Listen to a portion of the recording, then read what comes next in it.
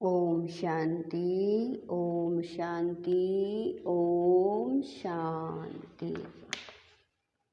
1-11-24 प्रातः मुरली। ओम शांति। बाप दादा मधुबन। मीठे बच्चे, इस समय निराकार बाप साकार में आकर तुम्हारा श्रृंगार करते हैं, अकेला नहीं। प्रश्न है, तुम बच्चे याद की यात्रा में क्यों बैठते हो? उत्तर है नंबर 1, क्योंकि तुम जानते हो इस याद से ही हमें बहुत बड़ी आयु मिलती है, हम निरोगी बनते हैं। नंबर 2, याद करने से हमारे पाप कटते हैं, हम सच्चा सोना बन जाते हैं। आत्मा से रजो तमो की खाद निकल जाती है, वह कंचन बन जाती है। नंबर 3, याद से ही तुम पावन दुनिया के मालिक बन जाएंगे। नंबर 4, तुम्हारा श्रृंगार होगा। नंबर 5, तुम बहुत धनवान बन जाएंगे। यह याद ही तुम्हें पद्मा पद्म भाग्यशाली बनाती है। ओम शांति। रूहानी बच्चों को रूहानी बाप समझा रहे हैं, यहाँ बैठ तुम क्या करते हो? ऐसे नहीं सिर्फ शांति में बैठे हो, अर्थ सहित ज्ञानमय अवस्था में बैठे हो। तुम बच्चों को ज्ञान है, बाप को हम क्यों याद करते हैं? बाप हमको बहुत बड़ी आयु देते हैं। बाप को याद करने से हमारे पाप कट जाएंगे, हम सच्चा सोना सतो प्रधान बन जाएंगे। तुम्हारा कितना श्रृंगार होता है, तुम्हारी आयु बड़ी हो जाएगी, आत्मा कंचन हो जाएगी। अब आत्मा में खाद पड़ी हुई है, याद की यात्रा से वह सब खाद जो रजो तमो की पड़ी है वह सब निकल जाएगी। इतना तुमको फायदा होता है, फिर आयु बड़ी हो जाएगी, तुम स्वर्ग के निवासी बन जाएंगे और बहुत धनवान बनेंगे, तुम पद्मा पद्म भाग्यशाली बन जाएंगे। इसीलिए बाप कहते हैं, मन मना भव, माँ में कम याद करो। कोई देहधारी के लिए नहीं कहते, बाप को तो शरीर है नहीं। तुम्हारी आत्मा भी निराकार थी, फिर पुनर्जन्म में आते आते पारस बुद्धि से पत्थर बुद्धि बन गई है। बाबा कह रहे हैं, तुम्हारी आत्मा भी पारस बुद्धि से पत्थर बुद्धि बन गई है, अब फिर कंचन बनना है। अभी तुम पवित्र बन रहे हो, पानी के स्नान तो जन्म जन्मांतर किए, समझा? हम इसने बाबा करे हैं, हम इससे पावन बनेंगे, परंतु पावन बनने बदले और ही पतित बन नुकसान में पड़े हो, क्योंकि यह है ही झूठी माया। झूठ बोलने के संस्कार हैं सबके। बाप कहते हैं, मैं तुमको पावन बनाकर जाता हूँ, फिर तुमको पतित कौन बनाता? अभी तुम फील करते हो ना, कितना गंगा स्नान करते आए परंतु पावन तो बने नहीं। पावन बनकर तो पावन दुनिया में जाना पड़े। शांति धाम और सुख धाम है पावन धाम, यह तो है ही रावण की दुनिया, इसको दुख धाम कहा जाता है। यह तो सहज समझने की बात है ना, इसमें कोई मुश्किलात ही नहीं, न किसी को सुनाने में मुश्किलात है। जब कोई मिले तो सिर्फ यह बोलो, अपने को आत्मा समझ। बेहद के बाप को याद करो, आत्माओं का बाप है परम पिता परमात्मा शिव। हरेक के शरीर का तो अलग अलग बाप होता है, आत्माओं का तो एक ही बाप है। कितना अच्छी रीति समझाते हैं और हिंदी में ही समझाते हैं। हिंदी भाषा ही मुख्य है। तुम पद्मा पद्म भाग्यशाली इन देवी देवताओं को कहेंगे ना, यह कितने भाग्यशाली है। यह किसी को भी पता नहीं है कि यह स्वर्ग के मालिक कैसे बने। अभी तुमको बाप सुना रहे हैं इस सहज योग द्वारा। इस पुरुषोत्तम संगम पर ही यह बनते हैं। अभी है पुरानी दुनिया और नई दुनिया का संगम, फिर तुम नई दुनिया के मालिक बन जाएंगे। अब बाप सिर्फ कहते हैं 2 अक्षर अर्थ सहित याद करो। गीता में है मन मना भव। अक्षर तो पढ़ते हैं, बाबा कह रहे हैं अक्षर तो पढ़ते हैं परंतु अर्थ बिल्कुल नहीं जानते। बाप कहते हैं मुझे याद करो क्योंकि मैं ही पतित पावन हूँ और कोई ऐसे कह न सके। बाप ही कहते हैं मुझे याद करने से तुम पावन दुनिया में चले जाएंगे। पहले पहले तुम सतो प्रधान थे, फिर पुनर्जन्म लेते लेते तमो प्रधान बने हो। अब 84 जन्म बाद फिर तुम नई दुनिया में देवता बनते हो। रचयिता और रचना दोनों को तुम जान गए हो तो अभी तुम आस्तिक बन गए हो। आगे जन्म जन्मांतर तुम नास्तिक थे। यह बात जो बाप सुनाते हैं और कोई जानते ही नहीं। कहाँ भी जाओ कोई भी तुमको यह बातें नहीं सुनाएंगे। अभी दोनों ही बाप तुम्हारा श्रृंगार कर रहे हैं।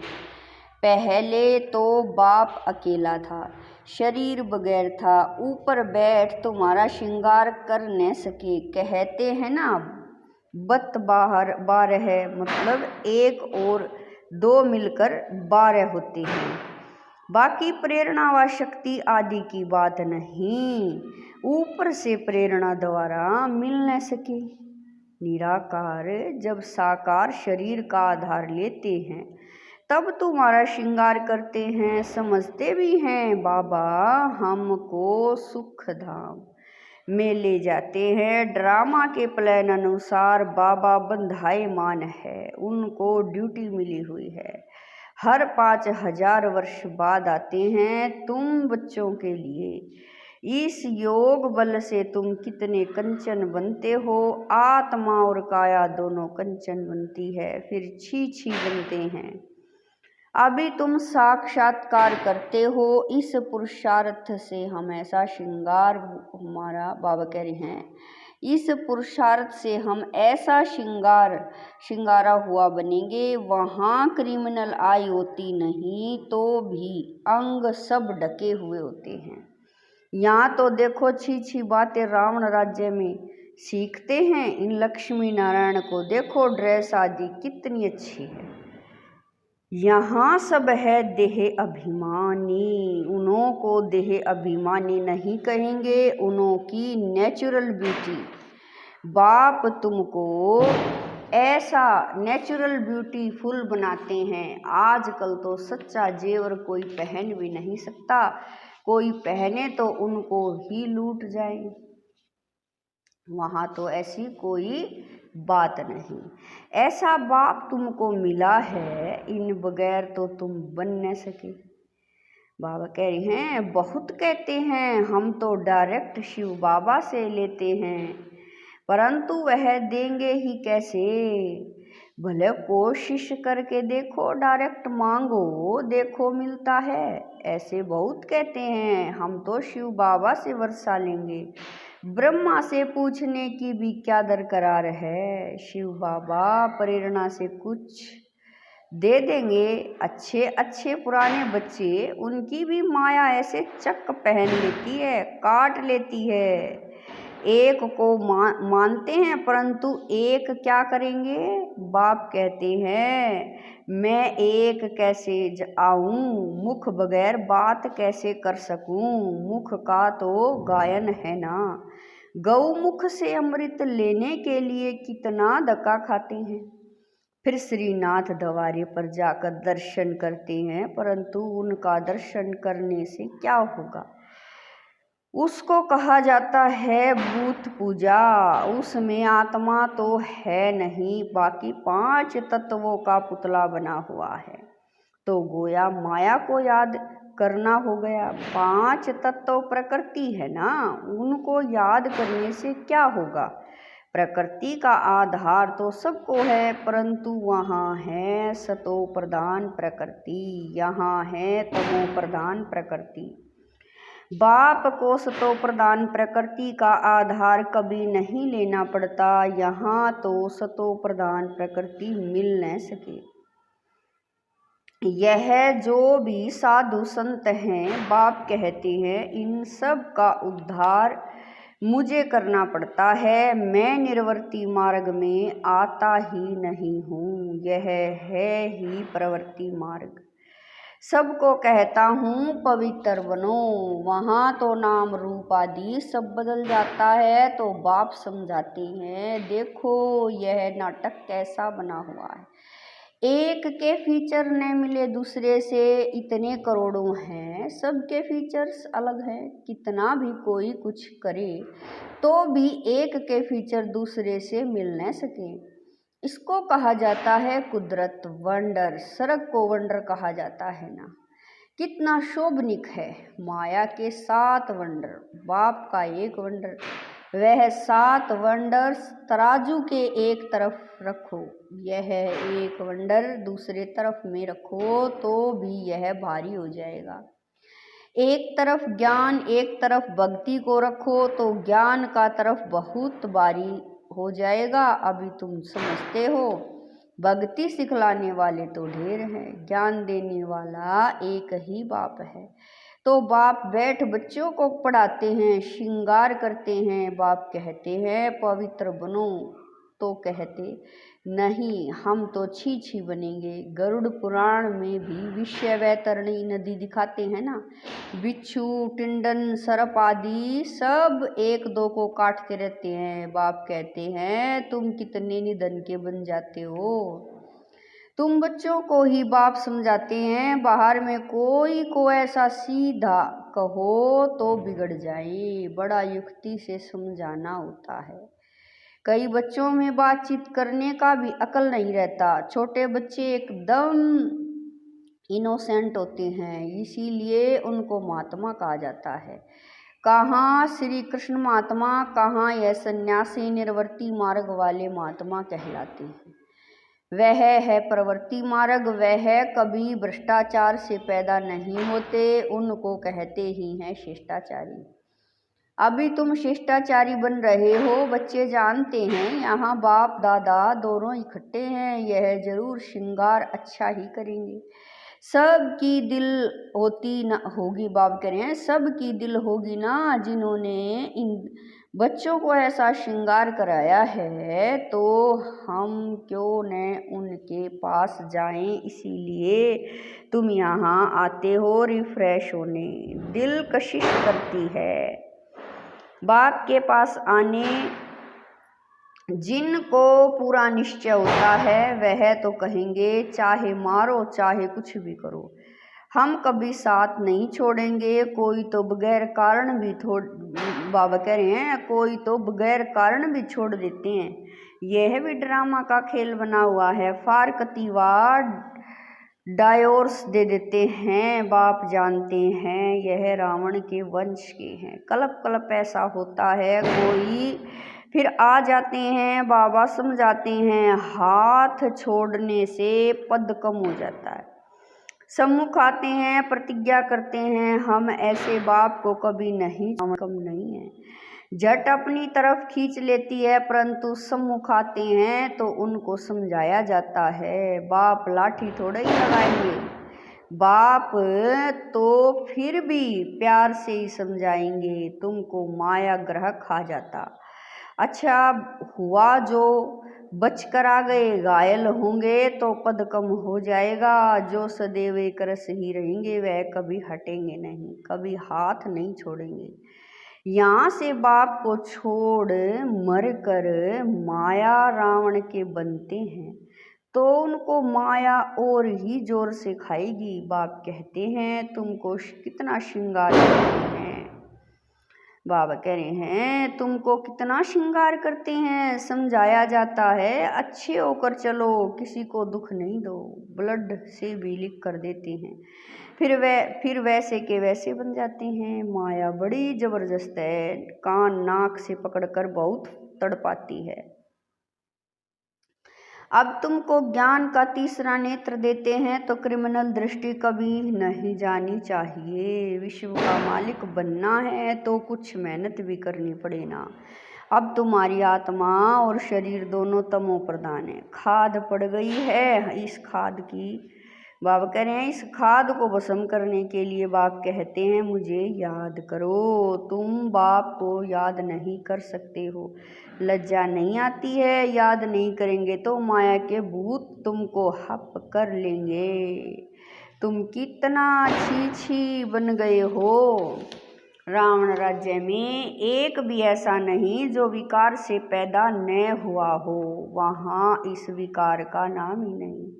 रावण ही नहीं, रावण राज्य होता ही है द्वापर से पावन बनाने वाला एक ही बाप है।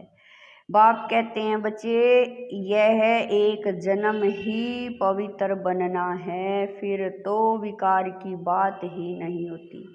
वह है ही निर्विकारी दुनिया। तुम जानते हो यह पवित्र देवी देवता थे, फिर 84 जन्म लेते नीचे, बाबा कह रहे हैं फिर 84 जन्म लेते लेते नीचे आए हैं। अब है पतित तब पुकारते हैं शिव बाबा हमको इस पतित दुनिया से छुड़ाओ। अभी जब बाप आए हैं तब तुमको समझ पड़ी है कि यह पतित काम है, आगे नहीं समझते थे क्योंकि तुम रावण राज्य में थे। अब बाप कहते हैं सुख धाम चलना है तो छी बनना छोड़ो। आधा कल्प तुम छी बने हो, सिर पर पापों का बहुत बोझा है और तुमने गाली भी बहुत दी है। बाप को गाली देने से बहुत पाप चढ़ जाते हैं, यह भी ड्रामा में पार्ट है। तुम्हारी आत्मा को भी 84 का पार्ट मिला हुआ है, वह बजाना ही है। हर एक को अपना पार्ट बजाना है, फिर तुम रोते क्यों हो? सतयुग में कोई रोता नहीं। फिर ज्ञान की दशा पूरी होती है तो वह बाबा कह रहे हैं तो वही रोना पीटना शुरू हो जाता है। मोहजीत की कथा भी तुमने सुनी है, यह तो एक झूठा दृष्टांत बनाया है। सतयुग में कोई की अकाल मृत्यु होती नहीं, मोहजीत बनाने वाला तो एक ही बाप है। परम पिता परमात्मा के तुम वारिस बनते हो जो तुमको विश्व का मालिक बनाते हैं। अपने से पूछो, हम आत्माएं उनके वारिस हैं? बाकी जिस्मानी पढ़ाई में कोई बात करें, बाकी जिस्मानी पढ़ाई में क्या रखा है? आजकल तो पतित मनुष्य की शक्ल भी नहीं देखनी चाहिए, न बच्चों को दिखानी चाहिए। बुद्धि में हमेशा समझो हम संगम युग पर हैं, एक बाप को ही याद करते हैं और सब को देखते हुए नहीं देखते हैं। हम नई दुनिया को ही देखते हैं, हम देवता बनते हैं, उस नए संबंध को ही देखते हैं, पुराने संबंध को देखते हुए नहीं देखते हैं। यह सब भस्म होने वाला है। हम अकेले आए थे फिर अकेले ही जाते हैं, बाप एक ही बार आते हैं साथ ले जाने। इनको शिव बाबा की बारात कहा जाता है। शिव बाबा के बच्चे सब हैं। बाप विश्व की बादशाही देते हैं, मनुष्य से देवता बनाते हैं। आगे विष उगलते थे, अब अमृत उगलते हैं। अच्छा, मीठे मीठे शकील दे बच्चों प्रति माता पिता बाप दादा का याद प्यार और गुड मॉर्निंग। रूहानी बाप की रूहानी बच्चों को नमस्ते। हम रूहानी बच्चों की रूहानी माता पिता बाप दादा को दिलवा जान शिकवा प्रेम से याद प्यार गुड मॉर्निंग नमस्ते। ओम शांति। मेरे बाबा मीठे बाबा प्यारे बाबा, लाख लाख शुक्रिया मेरे बाबा। धारणा के लिए मुख्य सार है। नंबर 1, स्वयं को संगम युग निवासी समझ कर चलना है, पुराने संबंधों को देखते हुए भी नहीं देखना है। बुद्धि में रहे हम अकेले आए थे, अकेले जाना है। नंबर 2, आत्मा और शरीर दोनों को कंचन पवित्र बनाने के लिए ज्ञान के तीसरे नेत्र से देखने का अभ्यास करना है। क्रिमिनल दृष्टि खत्म करनी है। ज्ञान और योग से अपना श्रृंगार करना है। वरदान है मन मना भव हो अलौकिक विधि से मनोरंजन मनाने वाले बाप समान भव। वरदान है मन मना भव हो अलौकिक विधि से मनोरंजन मनाने वाले बाप समान भव। संगम युग पर यादगार मनाना अर्थात बाप समान बनना, यह संगम युग के सुहेज हैं।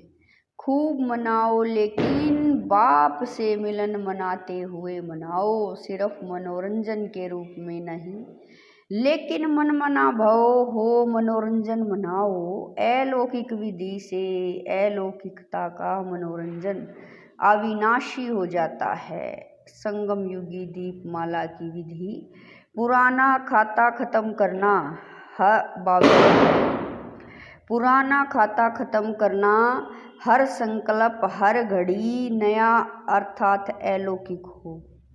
पुराने संकल्प, संस्कार, स्वभाव, चाल चलन, यह रावण का कर्जा है। इसे एक दृढ़ संकल्प से समाप्त करो।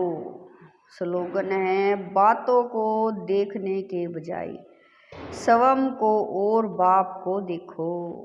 स्लोगन है बातों को देखने की बजाय स्वयं को और बाप को देखो। ओम शांति।